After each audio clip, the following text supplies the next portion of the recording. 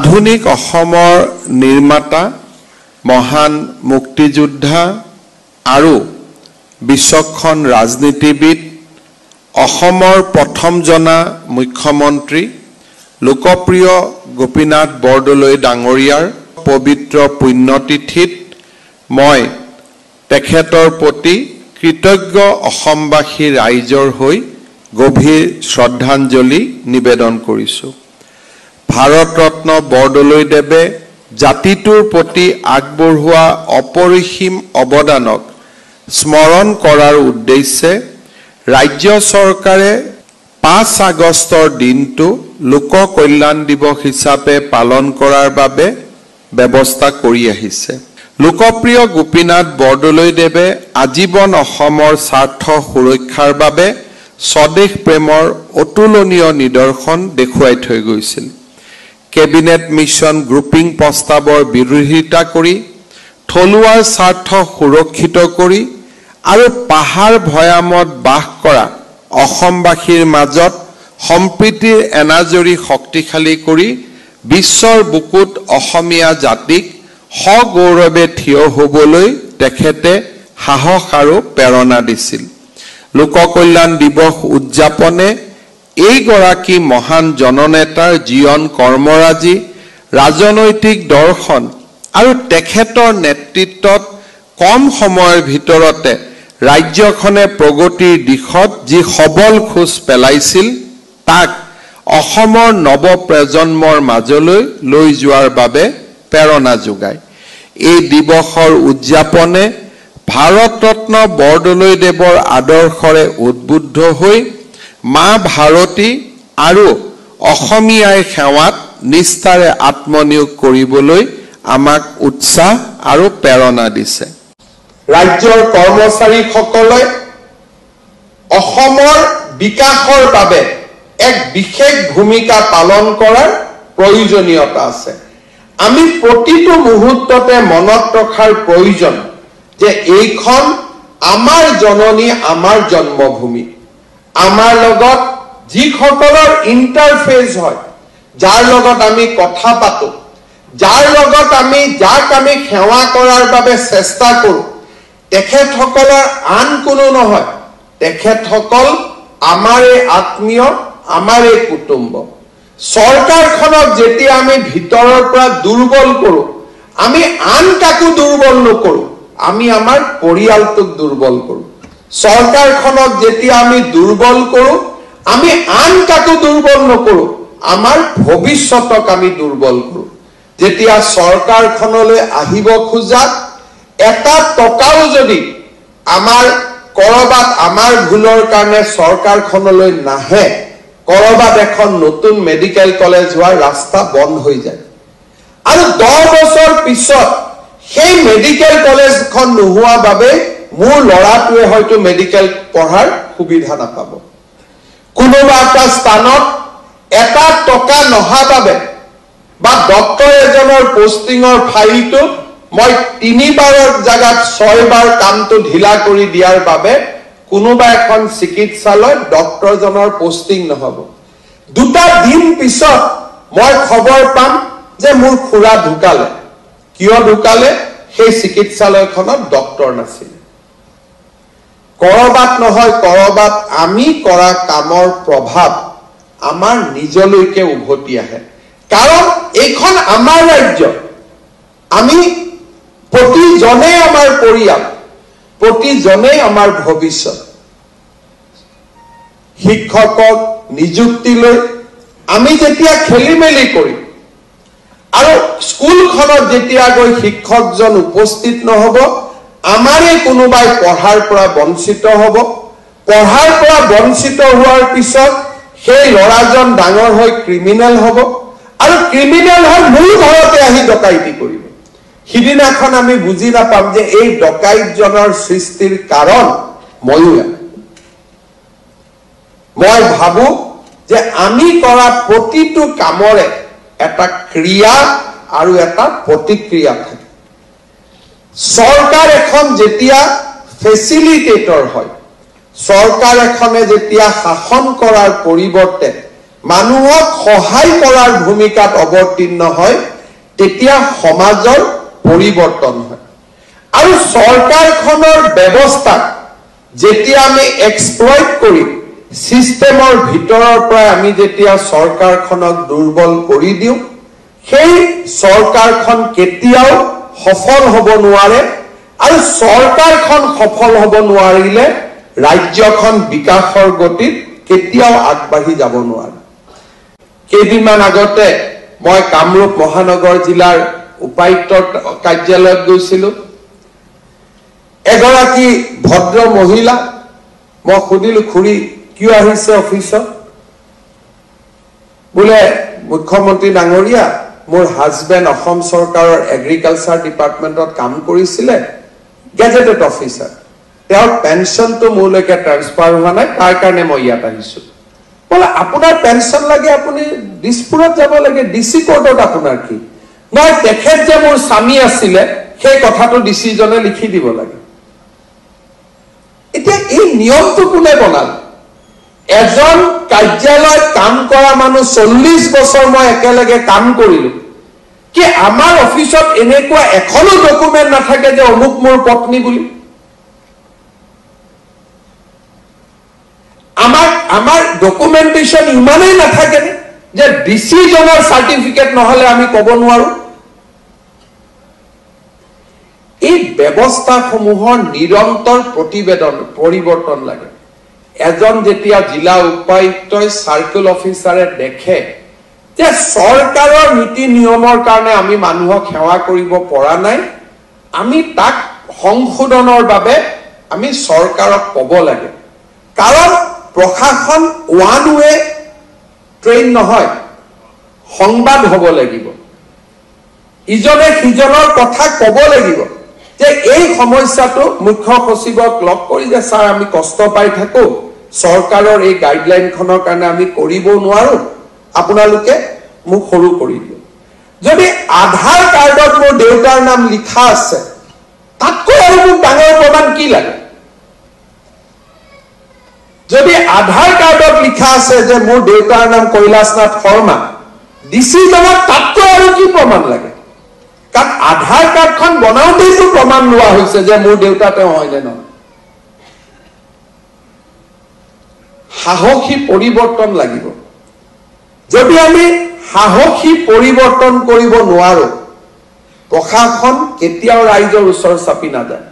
দুই এজনে মোক ক'ব যে ছাৰ মানুহজনে কিজানি সেকেন্ড মেৰেজ কৰি থৈ দিছে কেনেকেনো দি ইনকুৱাৰী কৰি তেনেকুৱা কেছ কেইটা আহিব 5টা আহিব 10টা আহিব প্ৰশাসন হৈছে বহুজনৰ সুখায় বহুজনৰ হিতায় এটা অদ্ভুত কেছ এটা মনত ৰাখি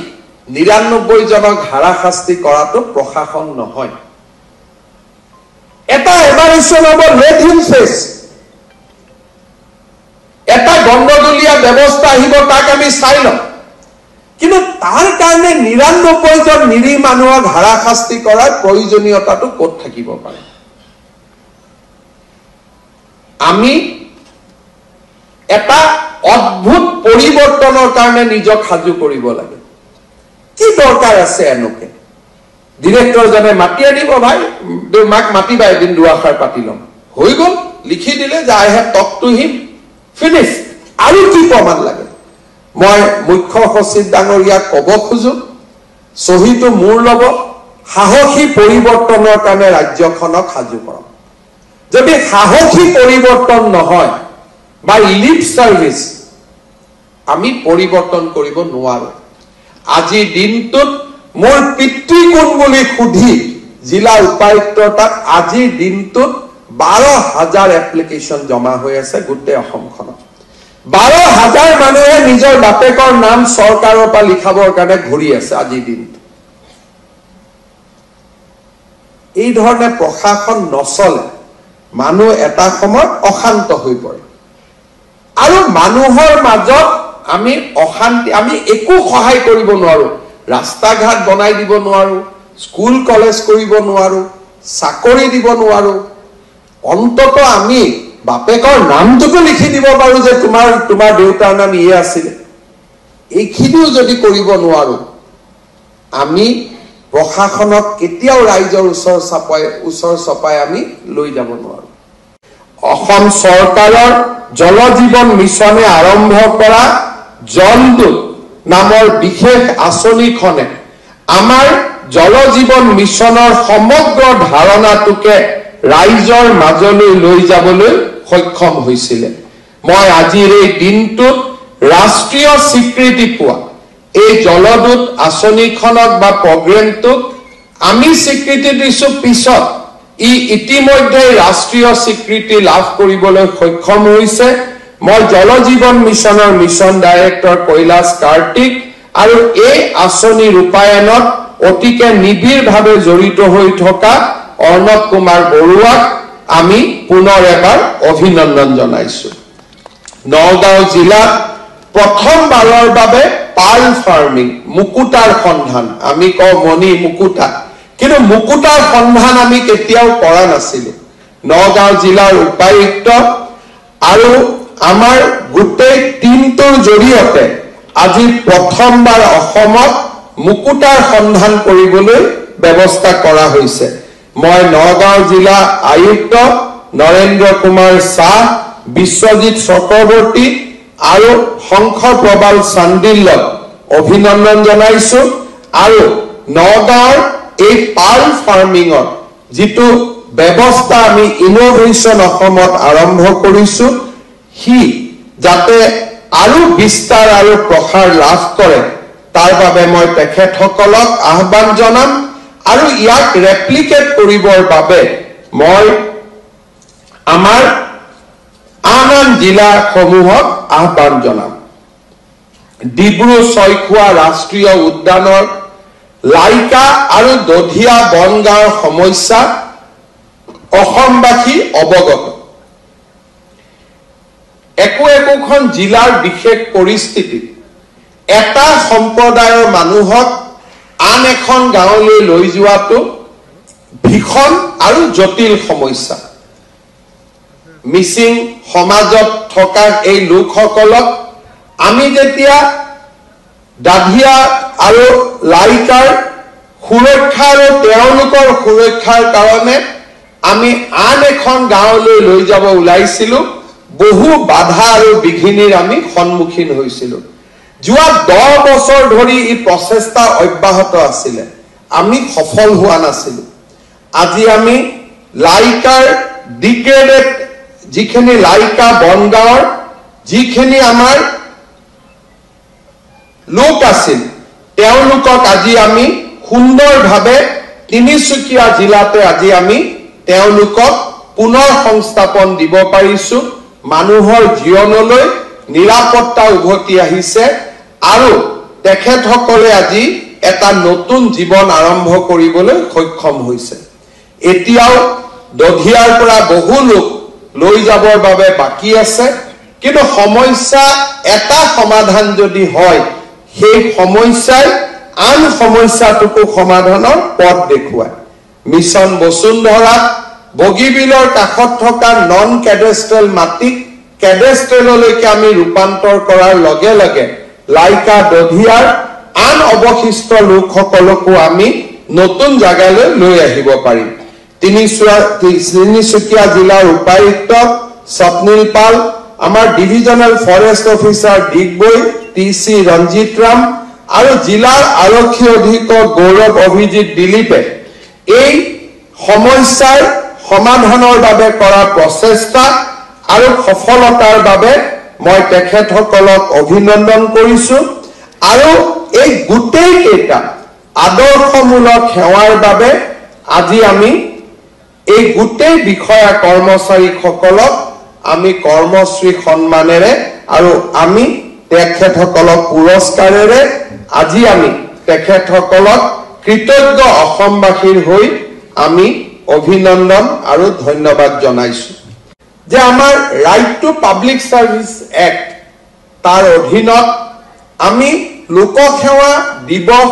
লোকসেৱা পুৰস্কাৰ ইয়াৰ লগত আমি থাৰ্ড কম্পোনেন্টটো আনিছো লোকসেৱাৰ অধিকাৰ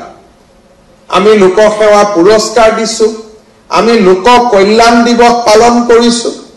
কিন্তু লোকসেৱাৰ অধিকাৰ is very, very important component of entire concept of public welfare. অহা 2 অক্টোবৰ তাৰিখে আমি অসমৰ লোক কল্যাণ আয়োগক ইতিমধ্যে লোক কল্যাণ আমাৰ কমিশনাৰ চিফ কমিশনাৰ আমি নিযুক্তি কৰিছো 2 অক্টোবৰৰ পৰা আমি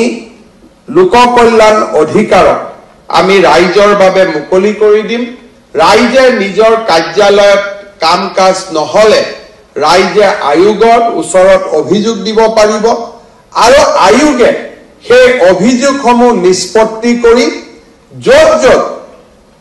বোনাফাইডি মিষ্টেক আছে তাক শুধৰাবৰ কাৰণে চেষ্টা কৰিব আৰু য'ত মেলাফাইডি আছে তাক জৰিমনা বিহাৰ বাবে ব্যৱস্থা ল'ব মই লোক আজি আমাৰ সভাত আমাৰ চিফ কমিশনাৰ উপস্থিত আছে মই ভাবো যে যদি আমি ডিমিষ্টিফাই নকৰো we have to demystify the word disposal in 2 kinds dispose favorably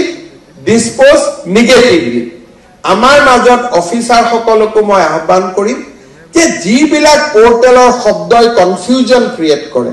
সেই শব্দবিলাক যিমান সোনকালে পাৰো আমি নোহোৱা কৰিব লাগে লোক কল্যাণ দিৱসৰ দিনা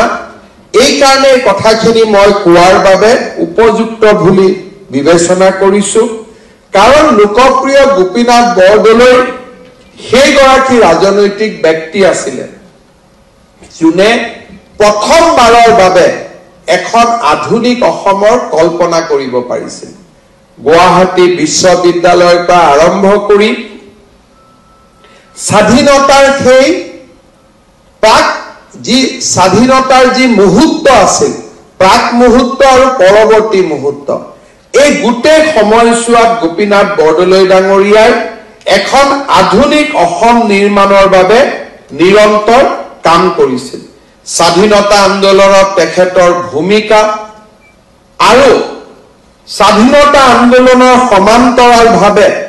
গ্ৰুপিঙৰ পৰা অসমক ৰক্ষা কৰাত গোপীনাথ বৰদলৈ ডাঙৰীয়াৰ পৰ্বত সমান ভূমিকা আৰু অসমত আমাৰ খিলঞ্জীয়া লোকসকলৰ অধিকাৰৰ বাবে তেখেতৰ ট্ৰাইবেল বেল্ট ব্লক আদি নিৰ্মাণ কৰাৰ দৰে সুদূৰ প্ৰসাৰী চিন্তাধাৰাৰ লগত আন এটা দিশ সদায় গোপীনাথ বৰদলৈ ডাঙৰীয়াৰ জীৱনত সমাহিত হৈ আছিল সেয়া আছিল এখন আধুনিক অসমৰ সপোন মই আশা কৰো সেই যুগজয়ী নায়ক ভাৰত ৰত্ন লোকপ্ৰিয় গোপীনাথ বৰদলৈ ডাঙৰীয়াই যিখন আধুনিক অসমৰ কল্পনা কৰিছিল সেই আধুনিক অসমখন ৰূপায়ণৰ বাবে আমাৰ চৰকাৰৰ বিষয়া কৰ্মচাৰী সকলে নিজক আকৌ এবাৰ সমৰ্পিত কৰিব আৰু আজি এই লোক কল্যাণ দিৱসৰ দিনা আকৌ এবাৰ অসমৰ প্ৰশাসন যন্ত্ৰক ৰাইজৰ ওচৰ চপাই লৈ যাবৰ বাবে নিজৰ ব্যক্তিগত আৰু সামূহিক অৱদান আগবঢ়াব আজিৰ এই দিনটোতে আমি অসম চৰকাৰৰ বিষয়াসকলক বিশেষকৈ যিসকলে লিডাৰশ্বিপ দিয়ে নেতৃত্ব দিয়ে তেওঁলোককো আমি কৰ্মশ্ৰী বঁটাৰে প্ৰশাসনৰ বাবে আগবঢ়োৱা উৎকৃষ্টতম সেৱাৰ বাবে আমি তেখেতসকলক পুৰস্কাৰ প্ৰদান কৰোঁ 2016-17 বৰ্ষত আৰম্ভ হোৱা এই বঁটাক আমি প্ৰতি বছৰে এটা সফলতাৰ কাহিনীৰ লগত জড়িত কৰি তাক আমি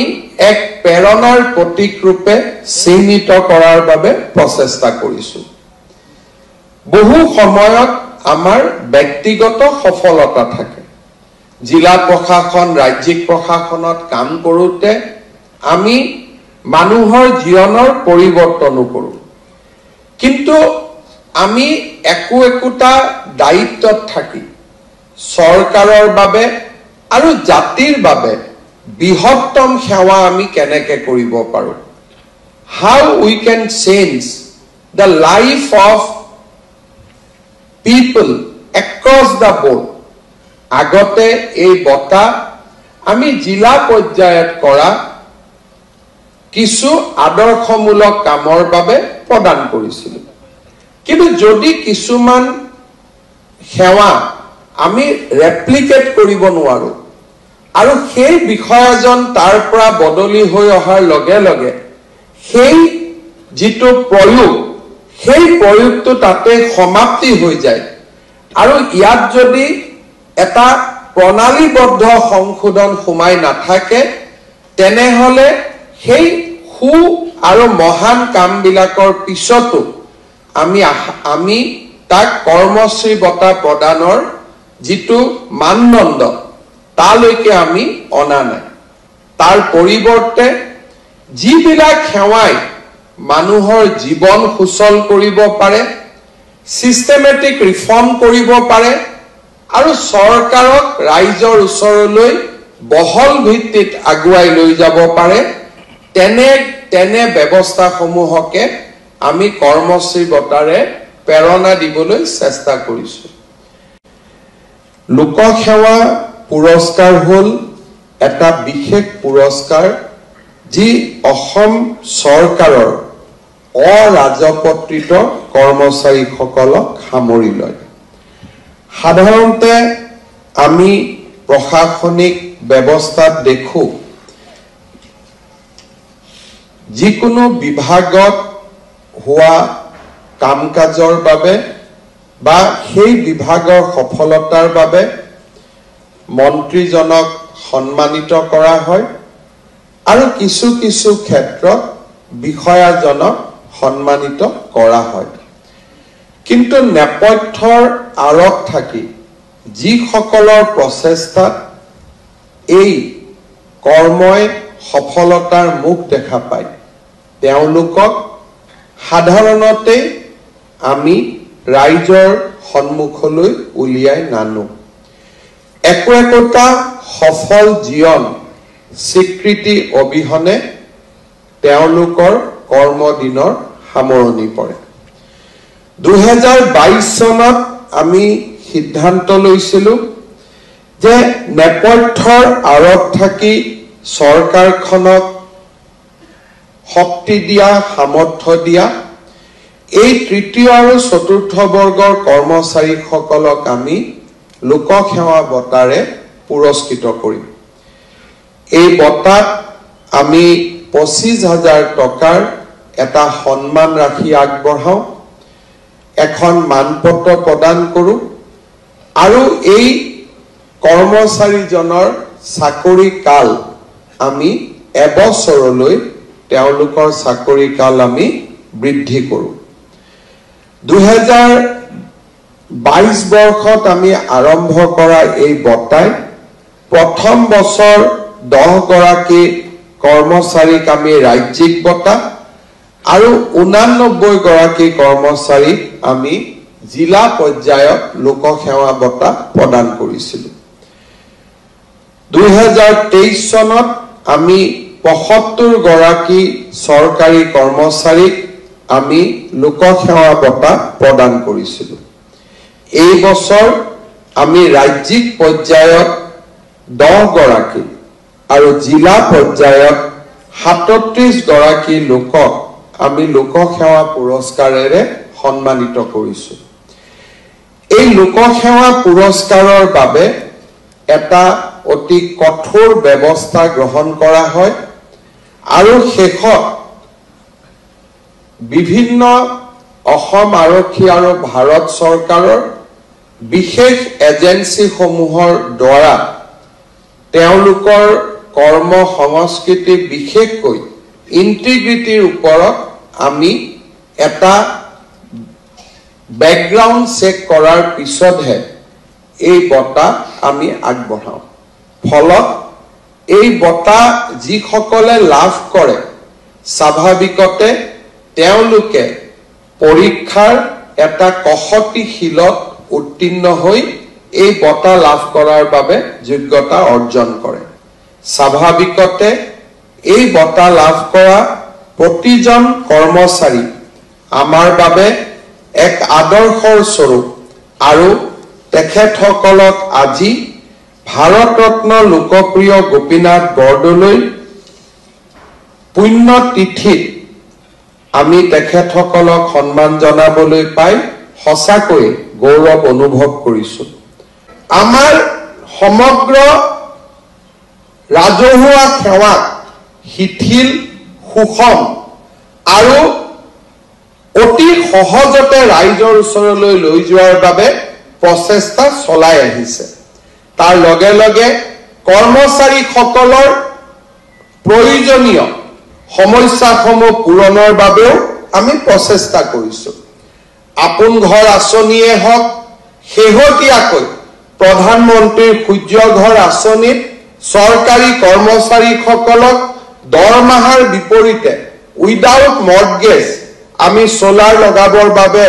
আৰম্ভ কৰা ব্যৱস্থাই হওক, মেডিকেল ৰিইম্বাৰ্সমেন্টৰ ক্ষেত্ৰত আমি আৰম্ভ কৰা নতুন আঁচনিয়ে হওক, এই গোটেই আঁচনিসমূহে আজি আমাৰ চৰকাৰী কৰ্মচাৰীসকলৰ মাজত এক নতুন কৰ্ম সংস্কৃতিৰ সৃষ্টি কৰিছে। যোৱা কিছুদিনৰ পৰা বিভিন্ন ৰাজ্যত বিভিন্ন কাৰণত মই ভ্ৰমণ কৰাৰ সুবিধা পাইছিলো আৰু এই ভ্ৰমণসমূহৰ সময়ত মই দেখা পাইছিলো যে আমাৰ ৰাজ্যৰ চৰকাৰী কৰ্মচাৰীসকলক আমি এটা ডিফিকাল্ট সিচুৱেশ্যনত থাকিও আমি যিমানখিনি তেওঁলোকৰ কাৰণে কৰিবৰ বাবে চেষ্টা কৰো, ভাৰতৰ আগশাৰী ৰাজ্যসমূহতো এনে প্ৰচেষ্টা আৰম্ভ হোৱা নাই।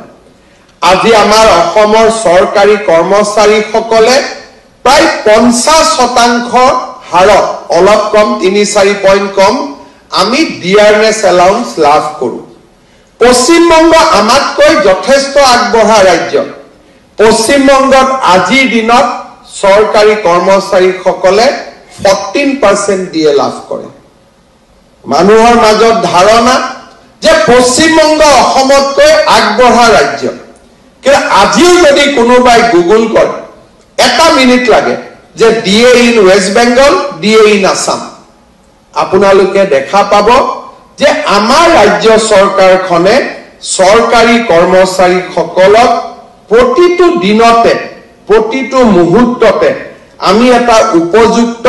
সংস্কৃতি, ৰাজহুৱা সংস্কৃতি আমি দিবলৈ প্ৰচেষ্টা কৰো। অসম সচিবালয়ত আমি গ্ৰহণ কৰা এটা ডাঙৰ সিদ্ধান্ত যে ডেপুটি সেক্ৰেটাৰী লেভেললৈকে গৃহ, মুখ্যমন্ত্ৰীৰ সচিবালয় আৰু বিত্ত বিভাগক বাদ দিলে আৰু কোনো বিভাগতে এছিএছ বিষয়া নাথাকিব। ই এক ডাঙৰ সিদ্ধান্ত আমি লৈছো, যোনে আমাৰ সচিবালয়ত তৃতীয় শ্ৰেণীত নিযুক্তি হোৱা কৰ্মচাৰীসকলৰ বাবে এটা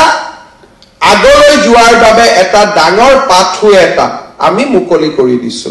এই ব্যৱস্থা অহা কিছুদিনৰ ভিতৰত আমি ৰূপায়ণ কৰিম, যাতে ডেপুটি সেক্ৰেটাৰী পৰ্যায়ত থকা অসম অসামৰিক সেৱাৰ প্ৰতিগৰাকী বিষয়া ফিল্ডত গৈ কাম কৰিব পাৰে, অভিজ্ঞতা অৰ্জন কৰিব পাৰে আৰু প্ৰশাসনক নেতৃত্ব দিব পাৰে। ৰাজনীতি কৰা ব্যক্তিসকলৰ বাবে কেতিয়াবা কেতিয়াবা অমৃত মন্থন কৰাৰ আগতে বিষ পান কৰিবই লাগিব। আৰু বিশেষকৈ যোৱা 24টা বছৰত মোৰ ৰাজনৈতিক জীৱনৰ পৰা মই দেখা পাইছো যে য'তেই য'তে মই বিষ পান কৰাৰ সুযোগ পাইছো, তাতে তাতে ৰাজ্যত কৰবাত নহয় কৰবাত এখন মেডিকেল কলেজৰ জন্ম হৈছে, কৰবাত নহয় কৰবাত বিশ্ববিদ্যালয়ৰ জন্ম হৈছে, কৰবাত নহয় কৰবাত সেমি কণ্ডাক্টৰ ইণ্ডাষ্ট্ৰী আৰম্ভ হৈছে। গতিকে আমাৰ ৰাস্তা অমৃত পান কৰাৰ নহয়, আমাৰ ৰাস্তা হৈছে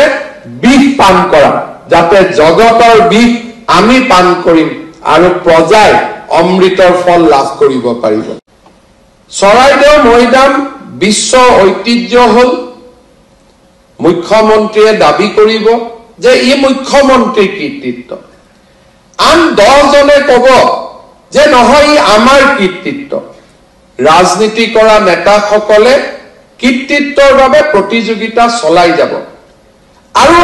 ৰাইজে সিদ্ধান্ত লয় যে এই কামৰ বাবে আমি কাক কৃতিত্ব দিম কিন্তু আমি কৃতিত্ব বিচৰা সকলে আমি জানো যে কি সকল ব্যক্তিৰ প্ৰচেষ্টাত এই কাম ফেৰা আমি সমাধান কৰিব পাৰিম কিন্তু আমি ৰাজনৈতিক কৰা ব্যক্তি সকলে সেই সকল ব্যক্তিক স্বীকৃতি দিবলৈ কুণ্ঠাবোধ কৰোঁ কাৰণ তেখেতসকলক স্বীকৃতি দিয়াৰ লগে লগে কৰবাত নহয় কৰবাত মূল স্বীকৃতি কমি যাব এনে প্ৰচেষ্টাই অসমক আগুৱাই লৈ যাব নোৱাৰে যোৱা ৩টা বছৰত আমি মুখ্যমন্ত্ৰী হিচাপে মন্ত্ৰী হিচাপে আমি সকলোৱে ওচৰৰ পৰা লক্ষ্য কৰিছিলোঁ যে চৰাইদেউ মৈদামক বিশ্ব ঐতিহ্য কৰাৰ ক্ষেত্ৰত অসম চৰকাৰৰ ইণ্ডিজেনাছ আৰু ট্ৰাইবেল ফেথ তথা কালচাৰ ডিপাৰ্টমেণ্টৰ বিষয়াসকলে আৰ্কিঅলজি ডিপাৰ্টমেণ্টৰ বিষয়াসকলে কি ধৰণে এই গোটেই কামটোক আগুৱাই লৈ যোৱাৰ বাবে প্ৰচেষ্টা কৰিছিল ৰঞ্জন শৰ্মা ডাঙৰীয়াৰ নেতৃত্বত ডক্টৰ দীপৰেখা কলি ডক্টৰ নৱজিৎ দেউৰী আৰু ডক্টৰ সবিনা হাছানে আমাৰ মন্ত্ৰী নন্দিতা গাৰ্লুচা আৰু কেশৱ মহন্তৰ লগত একেলগে সুদীৰ্ঘ দিন এটা টিম হিচাপে কাম কৰিছিল আৰু এই প্ৰচেষ্টাৰ ফলস্বৰূপে আমি চৰাইদেউ বিশ্ব ঐতিহ্য ক্ষেত্ৰ হিচাপে আমি দেখা পাবলৈ সক্ষম হৈছিলোঁ চৰাইদেউ বিশ্ব ঐতিহ্য ক্ষেত্ৰৰ ঘোষণাৰ দিনা মন্ত্ৰী নন্দিতা গাৰ্লুচাৰ পৰা ৰঞ্জন শৰ্মালৈকে আগ্ৰহ আছিল যে সেই ঘোষণাৰ সময়ত মই যাতে দিল্লীত উপস্থিত থাকোঁ কিন্তু মই এটা কনচিয়াছ ডিচিশ্যন লৈছিলোঁ যে এই ঘোষণাৰ সময়ত ভাৰত চৰকাৰৰ সাংস্কৃতিক মন্ত্ৰীৰ লগত ৰঞ্জন শৰ্মা বহি থাকক তাত হিমন্ত বিশ্ব শৰ্মাৰ প্ৰয়োজন নাই আৰু আপোনালোকে জানি ভাল পাব যে চৰাইদেউ যেতিয়া বিশ্ব ঐতিহ্য ক্ষেত্ৰ ঘোষণা কৰা হৈছিল সেই সময়ত ভাৰত চৰকাৰৰ সাংস্কৃতিক মন্ত্ৰীৰ লগত নতুন দিল্লীত আমাৰ এই টিমটো একেলগে বহি আছিলে আমি ৰাজনীতি কৰা ব্যক্তিসকল তাৰ পৰা আঁতৰত আছিলে মই বিশ্বাস কৰোঁ যে আমাৰ অসমখনক যদি বিকাশৰ নতুন দিগন্তলৈ লৈ যাব লাগে আমাৰ বিষয়া কৰ্মচাৰীসকলৰ যি ভাল কাম কৰ্ম প্ৰেৰণা তাক আমি সদায় স্বীকৃতি দিব লাগিব মই আজি পুনৰবাৰ আমাৰ গোটেই টিমটোক ডাইৰেক্টৰ আৰ্কিঅলজিৰ লগত কাম কৰা গোটেই টিমটোক কৃতজ্ঞ অসমবাসী ৰাইজৰ হৈ আকৌ এবাৰ অভিনন্দন জনাইছো